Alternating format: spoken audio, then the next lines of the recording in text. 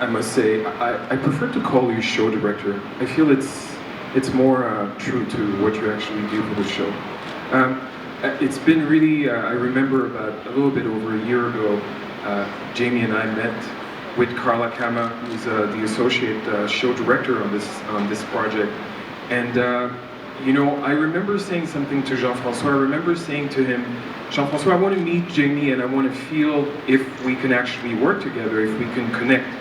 And I say this with a lot of humility, but I really feel that very quickly we realized that we could speak the same language, even though most of the time I will go with the long-winded version and Jamie will go with the shorter one. True.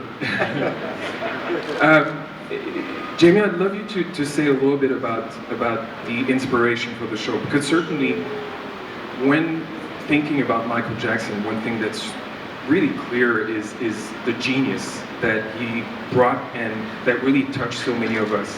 And I think that was one of the early inspiration for the work that we've started to do with the incredible designing team, creative team that we have. So tell us a little bit about that genius that we explored. Well, before I go there, and thank you for the beautiful setup. We don't get along at all, by the way. This is totally not real. Just kidding. I love this guy. But I just wanted to say a special thanks to you guys, because you're letting me do this again, the second time around, and it's been so great so far. I mean, the first time was amazing. To think that I could pull another one out, birth another show, it's working, and it's, I think, better than ever, so I'm very excited about it. So I just want to thank both of you for entrusting me, all of you guys back there who are hiding for entrusting me to do this again. And then also to you, because we've had a long history here at Mandalay Bay. You just recently with K-Viva put that up, and I appreciate that very much. So it's nice to be home again. I love Mandalay Bay, and I love all that you give to us, and I really appreciate this second opportunity. So that's the first thing I want to say. Outside of that, Welby, you're the greatest guy ever. Carla Kama, my associate show director, thank you for all your support. And I see performers out there, and I just have to give them a quick shout out. My dancers and acrobats, you're there, you're awesome, and you're doing so good. But you have to keep working. We're not finished, okay? You have to impress all these people right here, a tough audience.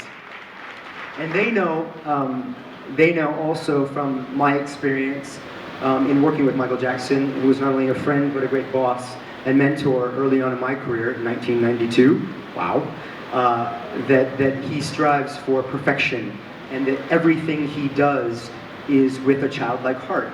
Now, what does that mean? This is what you were talking about. Early on when we met, you said, how do we approach this? We want to make sure that it has a Michael energy to it, which is most important. That it's a new project and it feels fresh. And I said, well, that's easy, because for Michael, every day was fresh. Every day was new.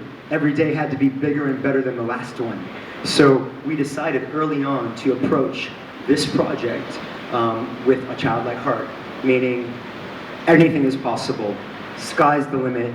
Never settle for second best. And that's the show we're going to deliver to you guys. A big, huge, amazing spectacle that is unlike no other. So, with Michael's energy behind it. And certainly there was, when I think of all the process that we've been through, certainly there's something also that's quite humbling. First, because we're dealing here with the creative, legacy of Michael Jackson. So there's a huge responsibility that comes with that. And in addition, we're also dealing with the creative legacy of Cirque du Soleil at a very pivotal time in our evolution as a creative force in the world. So these two elements were something really that we were taking into account from the get-go of this project. And certainly it was also humbling, because in this project there's something very special that we've been trying to do. When you work with the creative legacy of Michael Jackson, you cannot, you really have to take into account the dance and the movement and all this, element of dance. It's something that was really important for us, because you can't do something about Michael Jackson without somehow work with that sense of movement and that sense of dance. But for us also, because everybody knows how we've also pushed the acrobatics at another level. So there was this really interesting challenge for us to try to mix those two elements. The acrobatics, really exploring new forms of movement. Sometimes, we would say between each other, what would happen? How would Michael move if he was an acrobat? How would he, engage in those new forms of body expression?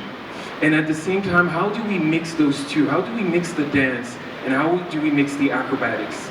So this is something, that's really exciting because we have a number of acrobatics in this show that we believe will inspire and will dazzle, but certainly bringing that one step further, which is this integration of those two elements, the dance and the acrobatics. That's the kind of dreams that we're chasing for right now. And just to add to that, I mean, certainly what we've always talked about is the integration of the two, because you can have acrobatics and dance. One's happening over here and another one's happening there. But what we've tried to do from the very beginning is to really, really integrate, and this is something that we talked about with Guy early on, is to really show that integration. How can acrobats move more like dancers and how can dancers move more like acrobats and vice versa? All with that Michael Jackson energy, spirit, and just energy for life, really. So I think that we've done good so far, right? We have around 63 performers, am I right with that? 63 performers, yeah. Wow, and counting. 63 performers, love you guys. 17 nationalities. How many? 17. And crews from around the world. We have a Korean crew, a dance crew. We have our New Zealand girls. Hey, big shout out. We have our 787 Puerto Rican crew. Who am I missing? Did I say art farmers? We got them. Yes, South Korea.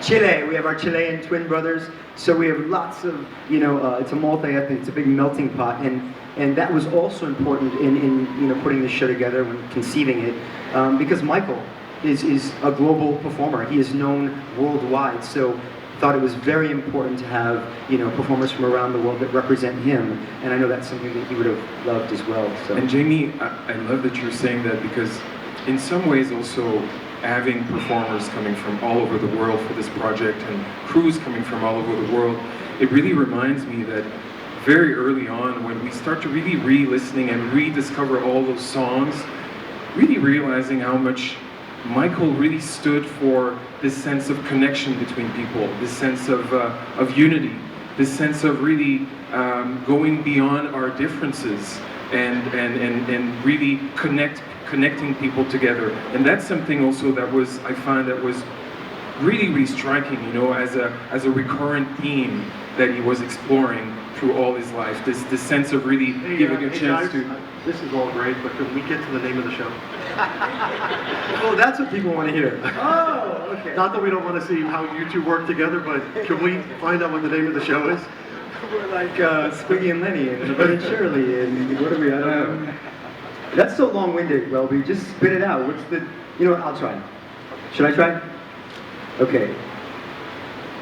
Wait, it is kind of hard to talk about, isn't it? I don't know if I have a better version than that long-winded version. John, can you sum it up? The name of the show? I think I have to give that honor to Daniel. I'm speechless, but I will unveil it on your behalf. All right.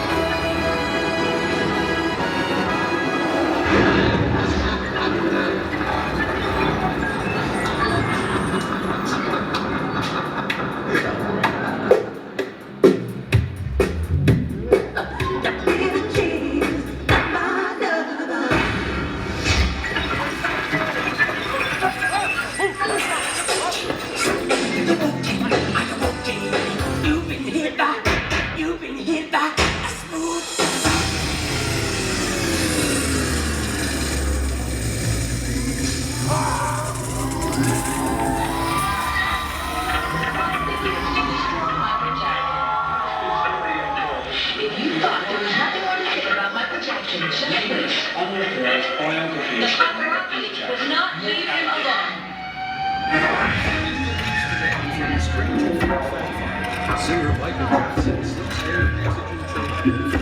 says that